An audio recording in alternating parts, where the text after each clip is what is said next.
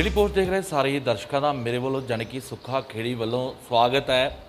असी विधान सभा हल्का अमरगढ़ के पिंड चंदू राइयां विखे खड़े हाँ तो एक अजिहे कलाकार के घर खड़े हाँ जिहड़े कलाकार ने अपनी हुण तक की जिंदगी आ वो कला यानी कि पेंटिंग बनाउण दे विच गुजार दी आ। तस्वीरां उस कलाकार के घर दियां ने जिन्हें अपने घरां दियां दीवारां तक भी जिहड़ी हैगी आ तस्वीरां बना के रखिया हुई ने। निरभै सिंह राय की गल करते हैं, जिहड़ा चित्रकार है। इधर बाहरी इलाके जी कंध की दीवार की गल करांगे तो उत्थे भी देख सकते हो बाथरूम के नाल एक बड़ा वधिया जिहड़ा हैगा चित्र बना के रखा होया, हरियाली पेश करदा ते कला नूं उजागर करदा चित्र आ। ते एक सब तो वड्डी गल ये दिखावांगे कि जिहड़ा एक गिनीज वर्ल्ड रिकॉर्ड का लोगो आ वो लोगो एक खास तरह की चित्रकारी नाल जिहड़ा हैगा वो तैयार किया जा रहा स्केल दे नाल लाइनां मार के। जी हाँ, इस तरह का अज तक किसी ने जिहड़ा हैगा नहीं बनाया होना। ये लोगो आ, एक बहुत बड़ा लोगो आ। ते इस कमरे च दाखिल होई उस तो पहला असीं कुछ पढ़ के लिखिया होया तुहानूं दिखावांगे। जेकर तुसीं इस इंसान की तलाश कर रहे हो जो तुहाडी जिंदगी बदलेगा तो शीशे में जरूर देख लो, जानी कि अपने आप नूं एक जिहड़ा हैगा वधिया नज़रिए नाल देखना तो अपने आप नूं वेखो। तस्वीरां निरभै दियां ने, उस कलाकार दियां ने जो कलाकार ने महान इतिहासकार दे जिहड़े देशां विदेशां दे जिहड़े नायक ने उन्हां नूं अपनी चित्रकारी दे चलदियां परो के रखिया। तस्वीरां दे जरिए तस्वीरां बनाउण दा जिहड़ा हैगा अलग अलग ढंग आ ते तस्वीरां जिहड़ियां हैगियां वो अलग अलग चीज़ां तो बनाई जांदियां ने। वो भावें डक्के होण, भावें लाइनां होण, भावें होर तरह के जिहड़े हर्बल कलर ने उन्हां नाल होण। ते इन्ना ही नहीं बल्कि इस कमरे की जिहड़ी दीवार आ वो भी एक खास तरह की बनाई गई आ। वन स्ट्रोक यानी कि एक जिहड़ा बुरश आ उसनूं बिना रोके जिहड़ा उसनूं ये कलाकारी की गई आ, जिस दे लई इन्हां ने एक पार्टिसिपेट भाग भी लिया। पर अफसोस इस कलाकार नूं, इस चित्रकार नूं ये आ कि अज तक इसकी जिहड़ी कलाकारी आ उसनूं बिल्कुल किसी ने भी पछाणिया नहीं, ना तो समय ਦੀਆਂ सरकारां ने अते ना ही किसी वल्लों अज तक इन्हां वल्लों किसी तरह का कोई मुकाबला स्टेट पद्धरी, जिला पद्धरी या फिर इंटरनेशनल तक नहीं लिया गया हिस्सा। गल कर लैने आ निरभै नाल। निरभै जी दसो कितना समा हो गया तुहानूं ये सब कुछ करदे हो? पेंटिंग की लाइन आए मैंने लगभग 15 साल जोड़े है हो चुके हैं जी। तो 15 साल तो मैं मतलब इस विच काम कर रहा जी। तो खास गल ये आ भी मैं पेंटिंग कितों सिक्खिया नहीं, तो पेंटिंग अंदरों ही सिक्खिया, गुरु परमात्मा नूं मन्निया होया। तो जो नहीं आता परमात्मा नूं अरदास करीए तो आ जाता। तो हुण तक दसना चाहूँगा भी 14 विश्व रिकॉर्ड जोड़े है बना चुके मैं वर्ल्ड फेमस बंदियां दे। ते इहदे विच मतलब सारे जिहड़े पोर्ट्रेट बनाए ने वो बड़े वक्रे तरीके नाल बनाए ने। अजिहा तरीका कि जिहड़ा पूरे वर्ल्ड दे विच किते नहीं हैगा।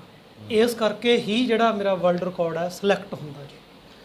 तो बहुत सारा जिहड़ा हैगा वर्क मैं कर चुके हाँ तो कर रहा, पर जिहड़ियां हालात ने वो मेरा साथ अज भी दे नहीं रहे।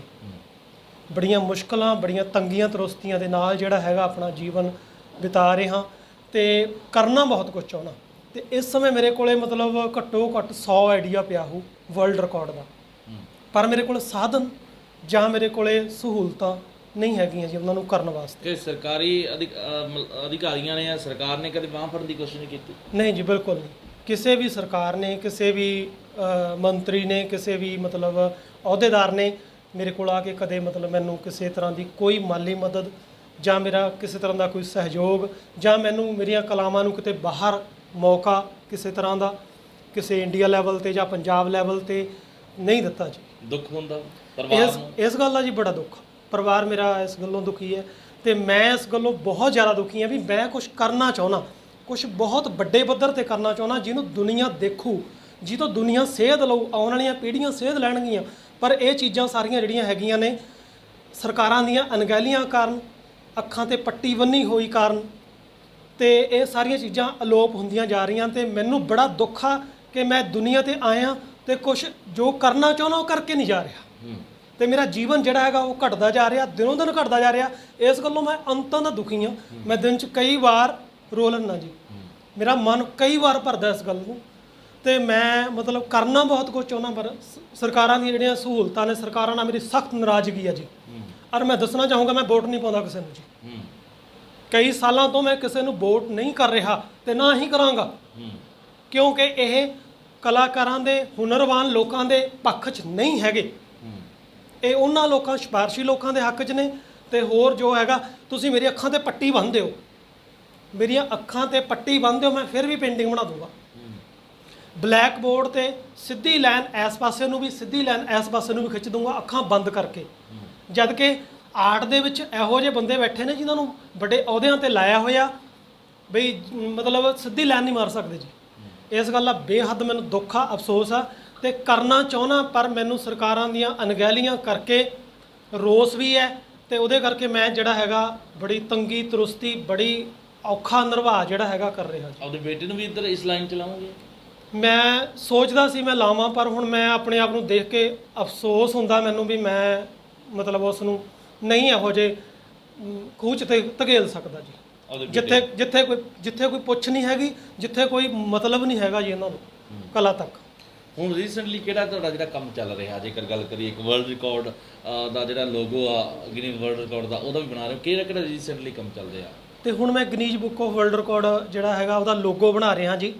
ਤੇ ਇੱਕ ਵੱਖਰੀ ਤਕਨੀਕ ਨਾਲ ਜਿਹੜਾ ਇਹ 'ਚ ਲਾਈਨਾਂ ਮਾਰੀਆਂ ਜਾ ਰਹੀਆਂ ਨੇ ਤੇ ਉਹ ਲਗਭਗ 4 ਲੱਖ ਤੋਂ ਉੱਪਰ ਜਿਹੜੀ ਹੈਗੀ ਆ ਲਾਈਨ ਜਿਹੜੀ ਹੈਗੀ ਆ ਖਿੱਚੀ ਜਾਣੀ ਆ ਜੀ। ਤੇ ਇਸ ਤਰ੍ਹਾਂ ਦਾ ਪੂਰੀ ਦੁਨੀਆ 'ਚ ਅਜੇ ਤੱਕ ਕੋਈ ਲੋਗੋ ਨਹੀਂ। ਇਹ ਮੇਰਾ ਚੈਲੰਜ ਆ ਜੀ। ਔਰ ਜੋ ਪੋਰਟਰੇਟ ਹੁਣ ਤੱਕ ਬਣਾਏ ਨੇ, ਉਹ ਪੋਰਟਰੇਟ ਪੂਰੀ ਦੁਨੀਆ ਦੇ ਵਿੱਚ ਅਜੇ ਉਹਦੇ ਨਾਲ ਦਾ ਕੋਈ ਪੋਰਟਰੇਟ ਹੈ ਨਹੀਂ। ਇਸ ਕਰਕੇ ਜਿਹੜੀ ਇਹ ਬੁੱਕ ਹੁੰਦੀ ਹੈ, ਜਿਨ੍ਹਾਂ 'ਚ ਰਿਕਾਰਡ ਦਰਜ ਹੁੰਦਾ, ਉਹਨਾਂ 'ਚ ਇੱਕ ਮਾਹਰ ਬੰਦਿਆਂ ਦੀ ਟੀਮ ਬੈਠੀ ਹੁੰਦੀ ਆ ਜਿਹੜੀ ਕਿ ਮਤਲਬ ਸਿਲੈਕਟ ਕਰਦੀ ਆ ਤੇ ਸਿਲੈਕਟ ਉਸ ਚੀਜ਼ ਨੂੰ ਕੀਤਾ ਜਾਂਦਾ ਜਿਹਦੇ ਨਾਲ ਦੀ ਕੋਈ ਚੀਜ਼ ਹੋਰ ਹੈ ਨਹੀਂ। ਕੀ ਸੁਪਨੇ ਕੀ ਨੇ ਨਿਰਭੈ ਦੇ? ਸੁਪਨਾ ਮੇਰਾ ਇਹੋ ਸੀ, ਮੈਂ ਆਪਣੀ ਮਾਂ ਨੂੰ ਸੁੱਖ ਦੇਵਾਂ ਤੇ ਕਲਾ ਨੂੰ ਇਸ ਪੱਧਰ ਤੇ ਲੈ ਕੇ ਜਾਵਾਂ ਵੀ ਦੁਨੀਆ ਦੇਖਦੀ ਰਹਿ ਜਾਵੇ। ਦੁਨੀਆ ਪੰਜਾਬ ਨੂੰ, ਸਾਡੇ ਇੰਡੀਆ ਨੂੰ, ਮੇਰੇ ਜ਼ਿਲ੍ਹੇ ਨੂੰ, ਮੇਰੇ ਪਿੰਡ ਨੂੰ ਯਾਦ ਕਰੇ ਦੁਨੀਆ। ਮਤਲਬ ਹੁਣ ਤੱਕ ਦੇ ਕੀਤੇ ਹੋਏ ਕਿਹੜੇ ਅਜਿਹੇ ਕਾਰਜ ਨੇ ਜਿਹੜੇ ਰਿਕਾਰਡ ਨੇ ਆਪਣੇ ਆਪ ਦੇ ਵਿੱਚ? ਕਿਹੜੀਆਂ ਚੀਜ਼ਾਂ ਨਾਲ ਆਰਟ ਕੀਤੀ ਹੈ? ਮਤਲਬ ਮੈਂ ਕਾਫੀ ਚੀਜ਼ਾਂ ਦੇ ਨਾਲ ਜਿਹੜੇ ਹੈਗੇ ਨੇ ਪੋਰਟਰੇਟ ਬਣਾ ਚੁੱਕੇ ਹਾਂ ਜੀ। ਬਹੁਤ ਵੱਖਰੀਆਂ ਜਿਹੜੀਆਂ ਤਕਨੀਕਾਂ ਨੇ ਉਹਨਾਂ ਨਾਲ ਜਿਹੜੇ ਹੈਗੇ ਪੋਰਟਰੇਟ ਤਿਆਰ ਕੀਤੇ ਨੇ ਤੇ ਜਿਨ੍ਹਾਂ 'ਚ ਅਲੱਗ-ਅਲੱਗ ਤਰ੍ਹਾਂ ਦਾ ਜਿਹੜਾ ਹੈਗਾ ਕੰਮ ਕੀਤਾ।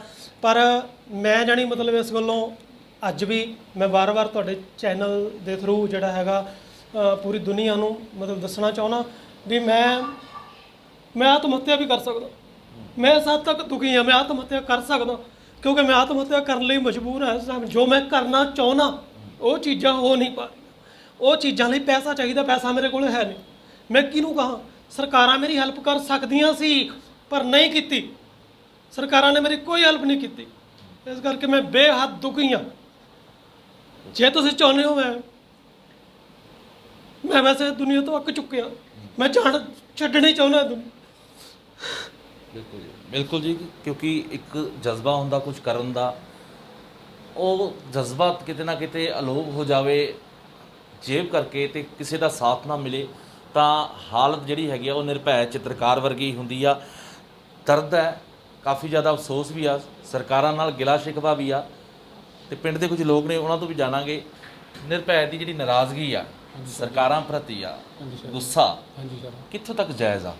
ਸਰ ਬਿਲਕੁਲ 100% ਜਾਇਜ਼ ਆ। ਇਕੱਲੇ ਨਿਰਭੈ ਦਾ ਹੀ ਨਹੀਂ, ਸਾਡਾ ਵੀ ਗੁੱਸਾ ਹੈ ਸਰ, ਕਿਉਂਕਿ ਅਸੀਂ ਸਰ ਕਈ ਸਾਲਾਂ ਤੋਂ ਅਸੀਂ ਵੀ ਸੋਚਦੇ ਹੁੰਦੇ ਹਾਂ ਵੀ ਚਲੋ ਅੱਜ ਨਹੀਂ ਕੱਲ੍ਹ ਨੂੰ ਸਾਡੇ ਪਿੰਡ ਦਾ ਨਾਂ ਰੋਸ਼ਨ ਹੋਊਗਾ। ਕਦੇ ਸਾਡੇ ਪਿੰਡ ਦੀਆਂ ਵੀ ਕਦੇ ਕੋਈ ਅਖਬਾਰ 'ਚ ਫੋਟੋ ਲੱਗੂਗੀ, ਸਾਨੂੰ ਵੀ ਕਦੇ TV ਚੈਨਲ 'ਤੇ ਆਊਗਾ ਵੀ ਹਾਂ ਅੱਜ ਨਿਰਭੈ ਸਿੰਘ ਨੂੰ ਉਹ ਸਟੇਜ 'ਤੇ ਬੁਲਾ ਕੇ ਅਵਾਰਡ ਦਿੱਤਾ, ਜਾਂ ਅਸੀਂ ਵੀ ਕਿਤੇ ਵੀ ਇੰਡੀਆ ਦੇ ਵਿੱਚ ਹੋਰ ਜਾਂ ਇੰਡੀਆ ਤੋਂ ਬਾਹਰ ਕਿਤੇ ਇਹਨਾਂ ਨੂੰ ਨਵੈਸ ਦੇ ਵਿੱਚ ਇਹਨਾਂ ਨੂੰ ਉੱਥੇ ਇਨਵਾਈਟ ਕੀਤਾ ਗਏ ਨੇ।